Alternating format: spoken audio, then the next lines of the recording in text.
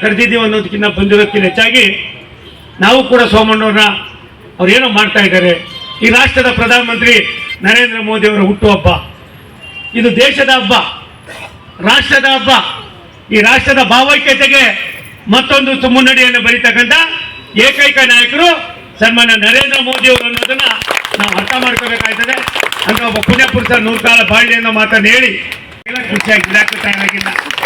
ಯಾವುದೋ ಕನ್ನಡಕ ಕೊಡ್ತಾರೆ ಅಂತ ಬಂದಿರೋರಿಗೆ 4 ಜನ ಬಿಟ್ರೆ ಅನ್ನೋದಕ್ಕಿಂತ ಅದು ಹಾಕ್ಬಾರ್ದು. ದೇಶ ಇದ್ರೆ ನಾವಿದ್ರೆ ದೇಶ ಅಲ್ಲ. ಈ ದೇಶವನ್ನ ಸಂಪತ್ಭರಿತವಾದ ರಾಷ್ಟ್ರವನ್ನು ಮಾಡೋ ಜೊತೆಯಲ್ಲಿ ಯಾವ ಇಲಾಖೆಯಲ್ಲಿ ಅವರು ಕಣ್ಣ ನಾಯಿಸಿಲ್ಲ, ಅಭಿವೃದ್ಧಿ ಪರವಾಗಿ ಹೋಗಿಲ್ಲ ಅನ್ನೋದನ್ನ ನೀವು ಒಂದೇ ಒಂದು ತೋರಿಸಿ.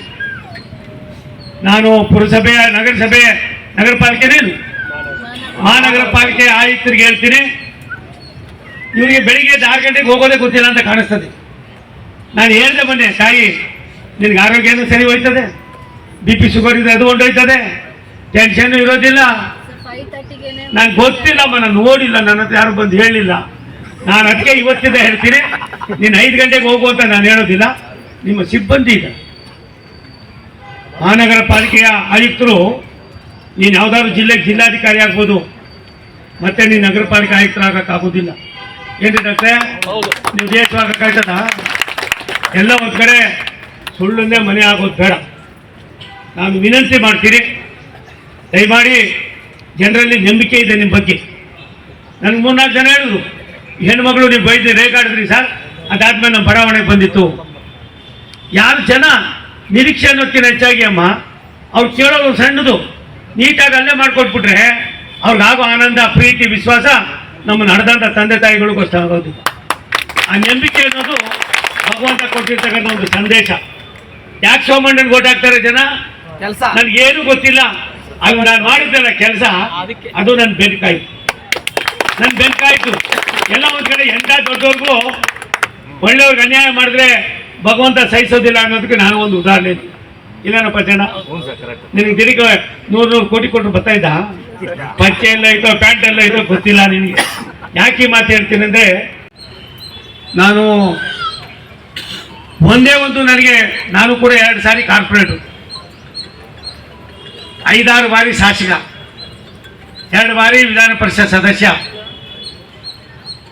ಬೆಂಗಳೂರು ನಗರದ ಮಂತ್ರಿಯಾಗಿ ಏನಿವತ್ತು ಮೆಟ್ರೋ ಇದೆ, ರೆವಿನ್ಯೂ ಪಾಕೆಟ್ 100 ರೂಪಾಯಿಗೆ ಖಾತೆಗಳಾಯ್ತಲ್ಲ, ಸಕ್ರಮ ಮಾಡೋದು, ಅಂಡರ್ ಪಾಸು, ಫ್ಲೈಓವರು, ಮತ್ತೊಂದು ಮಗದೊಂದು, ಎಲ್ಲವೂ ಕೂಡ ನಮ್ಮ ಕಾಲದಲ್ಲಿ JH ಪಟೇಲ್, ದಿವಂಗತ JH ಪಟೇಲ್ ಕಾಲದಲ್ಲಿ ನಾನೇ ಸ್ವತಃ ತಂದಂಥ ಕಾಯ್ದೆಗಳ ಒಂದು ಜೀರ್ಣೋದ್ಧಾರ ಅನ್ನೋದಕ್ಕಿಂತ ಹೆಚ್ಚಾಗಿ ಅವಶ್ಯಕತೆಗಳು.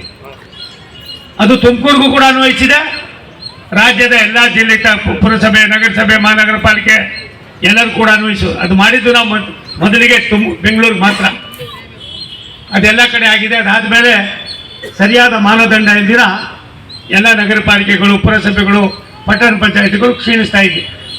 ಯಾವುದಕ್ಕೆ ಎಷ್ಟು ಟ್ಯಾಕ್ಸ್ ಹಾಕಬೇಕು ಅಂತ ಎಮ್ಮನಿಗೂ ಗೊತ್ತಿಲ್ಲ, ನಮಗೂ ಗೊತ್ತಿಲ್ಲ. ಏನೋ ಮಕ್ಕಿ ನಡ್ಕೊಂಡು ಹೋಗ್ತಾ ಇದ್ವಿ. ಆದರೆ ಟ್ಯಾಕ್ಸಿಂದಾನೇ ಅಭಿವೃದ್ಧಿ ಮಾಡ್ತೀನಂದರೆ ನಮ್ಮ ಅಪ್ರಾಣೆ ಸಾಧ್ಯ ಆಗೋದಿಲ್ಲ ಅನ್ನೋದನ್ನು ಮನವರಿಕೆ ಮಾಡಿಕೊಂಡು ರಾಷ್ಟ್ರದ ಪ್ರಧಾನಮಂತ್ರಿ ನರೇಂದ್ರ ಮೋದಿಯವರು ಹಲವಾರು ಯೋಜನೆಗಳನ್ನು ಇವತ್ತು ಎಲ್ಲಿ ಚಿದಾನಂದ ಬಂದರೆ ಎಲ್ಲ ಹೋದ್ರು, ಹೊಟ್ಟೋದ್ರ ಅನೇಕ ಮುಖಂಡರುಗಳು ಬಂದರು, ಯಾರು ಎಲ್ಲೆಲ್ಲ ಹೋಗಿದ್ದಾರೆ ಅಂತ ಕಾಣಿಸ್ತದೆ. ನಾನು ನಿಮ್ಮಲ್ಲಿ ಮನವಿ ಮಾಡ್ತೀನಿ, ನರೇಂದ್ರ ಮೋದಿಯವರು ಈ ದೇಶದ ಸಂಪತ್ತು ಅಂತ ನಾನು ಯಾಕೆ ಹೇಳಿದೆ ಅಂದರೆ, ಅವ್ರು ಕೈಗೊಳ್ಳುವ ಅನೇಕ ಚಿಂತನೆಗಳ ತೀರ್ಮಾನಗಳು, ಅಭಿವೃದ್ಧಿಯ ಪರವಾದಂಥ ಅವರ ಒಂದು ದೊಡ್ಡ ಸಂದೇಶಗಳು ಎಲ್ಲಕ್ಕಿಂತ ಮಿಗಿಲಾಗಿ ಈ ದೇಶದಲ್ಲಿ ಪ್ರತಿಯೊಬ್ಬರು ಕೂಡ ವಾಸ ಮಾಡ್ಬೋದು, ಜೀವನ ಮಾಡ್ಬೋದು, ಮೂಲಭೂತವಾದ ಅವಶ್ಯಕತೆಗಳನ್ನು ಕೊಡ್ತಕ್ಕಂಥದ್ದು ನಮ್ಮ ಕರ್ತವ್ಯ ಅಂತ ಹೇಳಿ ಎಲ್ಲ ವರ್ಗದ ಎಲ್ಲ ಸಮಾಜಕ್ಕೂ ಕೂಡ ಸಮಾನತೆಯನ್ನು ಕೊಟ್ಟಿರ್ತಕ್ಕಂಥ ಒಬ್ಬರೇ ಒಬ್ಬರು ಅಧಿಕಾರರು ಸನ್ಮಾನ್ಯ ನರೇಂದ್ರ ಮೋದಿಯವರು. ನಾನು ಬೆಂಗಳೂರಿನಲ್ಲಿ ನಗರ ಪಾಲಿಕೆ ಸದಸ್ಯರಾದಾಗ ನನಗೆ ನಿಂತ್ಕೊಳ್ಳೋಕೆ ಬಿಡ್ತಾ ಇರಲಿಲ್ಲ ಜನ, ಬೈಯೋರು, ವಿನಾವನು ಬಂದ ಅಂತ. ಅದೇ ಜನ ಚುನಾವಣೆ ಮುಗಿದ 3 ತಿಂಗಳಿಗೆ ಸೋಮಣ್ಣ ಅಂದು ಮತ್ತೆ ನನ್ನ ತಗೊಂಡು MLA ಮಾಡಿದ್ರು. 5-6 ಬಾರಿ MLA, MLC, ಮಂತ್ರಿ, ಕೇಂದ್ರದಲ್ಲೂ ಕೂಡ ನೀವು ತುಮಕೂರು ಜನ ಲೋಕಸಭಾ ಸದಸ್ಯರು ಮಾಡಿ ಅಲ್ಲೂ ಕೂಡ ಮಂತ್ರಿ ಮಾಡಿದ್ದಾರೆ. ಅನೇಕ ವಿಚಾರಗಳನ್ನು ನಾವು ಮಾತಾಡೋಣ. ಇವತ್ತು ಸ್ವಚ್ಛ ಭಾರತ ಅಭಿಯಾನದಲ್ಲಿ ಸ್ವಚ್ಛತೆಗೆ ಹೆಚ್ಚಿನ ಆದ್ಯತೆ ಕೊಡೋ ಜೊತೆಯಲ್ಲಿ ನರೇಂದ್ರ ಮೋದಿ ಅವರ ಜನಪರ ಕಾರ್ಯಕ್ರಮಗಳನ್ನು ಜನರಿಗೆ ತಿಳಿಸೋಣ ಅಂತ ಮಾತನ್ನು ಹೇಳಿ ನಾನು ಇನ್ನೊಂದು 4-5 ದಿವಸದಲ್ಲಿ 3-4 ಜನ ನನ್ನ ಹಿರಿಯ ಸಾಹಿತಿಗಳ ಜೊತೆಯಲ್ಲಿ ಚರ್ಚೆ ಮಾಡಿದ್ದೇನೆ. ಕನ್ನಡದಲ್ಲಿ, ಅಚ್ಚು ಕನ್ನಡದಲ್ಲಿ ನರೇಂದ್ರ ಮೋದಿಯವರ ನಡೆದು ಬಂದ ದಾರಿಯನ್ನು ರಾಜ್ಯದ ಮುಂದಿನ ಪೀಳಿಗೆಗೆ ಪರಿಚಯಿಸ್ತಕ್ಕಂಥದ್ದಕ್ಕೆ ಒಂದು ಒಳ್ಳೆಯ ಪುಸ್ತಕವನ್ನು ಸಾಮಾನ್ಯ ಜನರು ಓದ್ತಕ್ಕಂಥ ಪದಭಾಷೆಯಲ್ಲಿ ನಾನು ಪ್ರಿಂಟನ್ನು ಮಾಡಿಸ್ತಕ್ಕಂಥದ್ದಕ್ಕೆ ಚಿಂತನೆಯನ್ನು ಮಾಡಿ ತೀರ್ಮಾನವನ್ನು ಮಾಡಿದ್ದೇನೆ ಅನ್ನೋ ಮಾತನ್ನು ಹೇಳಿ ಇವತ್ತು ಒಳ್ಳೆ ಕೆಲಸ ಮಾಡಿದ್ದೀರಿ. ನಿಮಗೆಲ್ಲ ಒಳ್ಳೆಯದಾಗಲಿ. ಒಂದು ಸತ್ಯ, ನಾನು ರವಿ ಹಬ್ಬಕ್ಕಾಗಿ ಹೇಳಿದ ಕೆಲಸ ಎಷ್ಟು ಚೆನ್ನಾಗಿ ಮಾಡಿದ್ದಾರೆ ಅಂದರೆ ಇನ್ನು 3 ತಿಂಗಳು ನಿಮ್ಗೇನು ಬೈಯೋದು ಇಲ್ಲ, ಬಾಯೋದು ಇಲ್ಲ. ಇವತ್ತು ಗಣೇಶನಿಗೂ ಸೇರಿಸಿ ನನ್ನ ಆಸೆ ಇಷ್ಟೇ, ಒಬ್ಬ ಸೋಮಣ್ಣ ಬಂದಿದ್ದೀನಿ, ವಾಪಸ್ ಒಬ್ಬ ಸೋಮಣ್ಣ ಹೋಗೋದು ಬೇಡ ತಾಯಿ, ನಿನಗೂ ಸೇರಿ ಹೇಳ್ತೀನಿ.